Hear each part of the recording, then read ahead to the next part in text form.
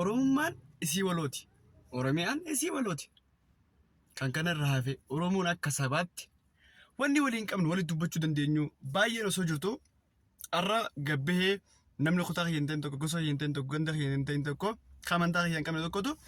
Oromoof waan ta'uun ishee gadi dhufe yaani ija guduunfatee jiru dhaabbatanii baruu biqiltuu ishee an salphinatti ilaala because yeroo tana keessatti dhaloota kanaaf waan ta'u waan dhaloota kanaaf fakkaatu tokkoon hojjedha jee nama hojjetee dhufe tokko hayyuu waan akkasii hojjetee dhufe tokko sababa inni hojiin inni hojjete san siin hojjetaminiif mormuun qabdu inumaa jajjabeeffamuu danda'uu qaba yoo irratti hayyoonni Oromoodha riisarchiin gargaara hojjetamte irratti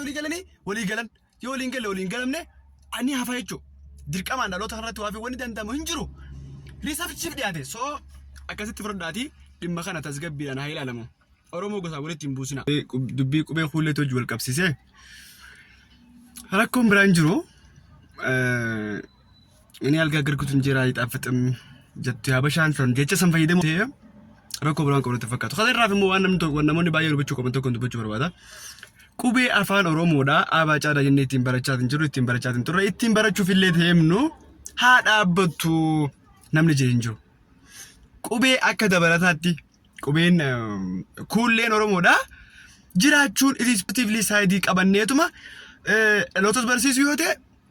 hayyoonni irratti walii galtee yoo deemame rakkoo tokko hin qabu warri immoo dhageettii sooshaal miidiyaa gubbaatti qabdan gosatti gandatti kutaatti amantaatti akka hin galchine wanni Maammadii Fassan hojjetan nuyi ilaallatu akka hin jaamne Oromoon Oromummaa wajjin qaba Oromiyaa waliin qabu malee amantaa kutaa gosa ganda waliin hin qabu kan akkasitti haa hubannu